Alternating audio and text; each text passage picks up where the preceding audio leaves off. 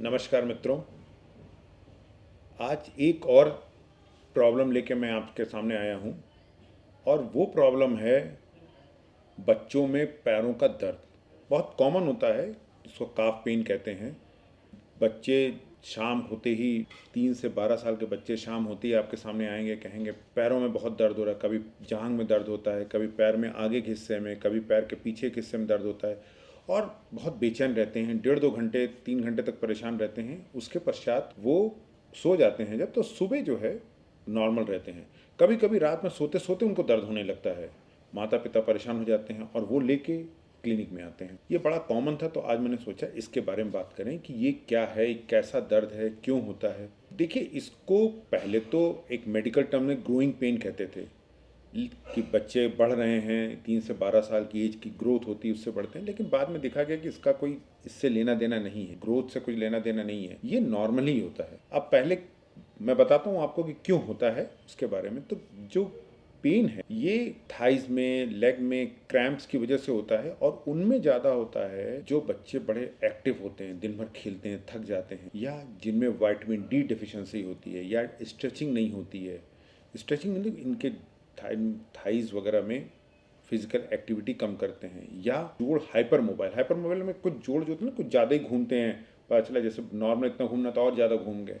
या एक कॉमन बीमारी होती है फ्लैट फिट जिनको होता है, उन बच्चों को भी ये दिक्कतें होती। कभी कभी थोड़ी देर रहता है, थोड़ा ठीक हुआ, कभी थोड़े लंबे समय तक रहता है, कभी कभी तो महीनों नहीं हुआ, फिर पता चला एक दिन अचानक बच्चा रोने लगा कि बहुत दर्द हो रहा है पैरों में, कपड़ा बांध दीजिए, ये बांध दीजिए करने के लिए।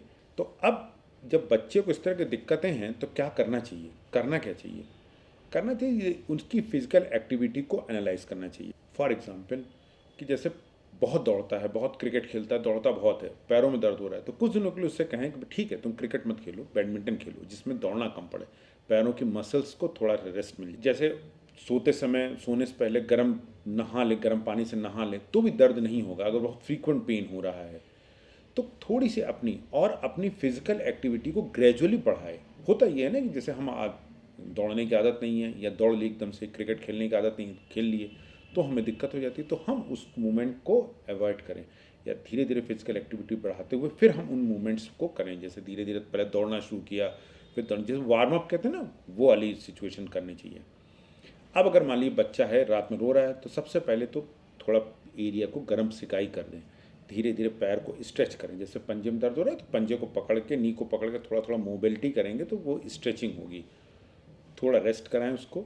और अब देखें कि बच्चा, क्या ऐसा तो नहीं हो सकता कि विटामिन डी डेफिशिएंसी हो, तो आप उसको डॉक्टर के पास ले जाएं, दिखाएं। डॉक्टर देख के बताएंगे अगर विटामिन डी डेफिशिएंसी तो बच्चे इसका थोड़ी देर धूप में बैठा करो, और कोई स्प्रे वगैरह हो और या कोई पेन किलर हो तो उसको खिला दें। अब किस समय आपको परेशान होने की ज़रूरत है? ज़रूरी नहीं है कि ये जो पेन हो रहा है तो ये नॉर्मल ही पेन हो।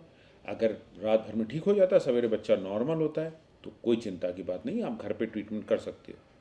लेकिन अगर ये बच्चा का जो रोना है ये ठीक नहीं हुआ, या दर्द परसिस्ट कर रहा है, 2-4 दिन परसिस्ट कर रहा है, या आप देख रहे हैं कि पैर की सूजन बढ़ रही है, लाल हो रहा है, वो एरिया जो है थोड़ा सा लाल हो रहा है, तो तब आप तुरंत किसी डॉक्टर से, ऑर्थोपेडिक डॉक्टर से संपर्क करें।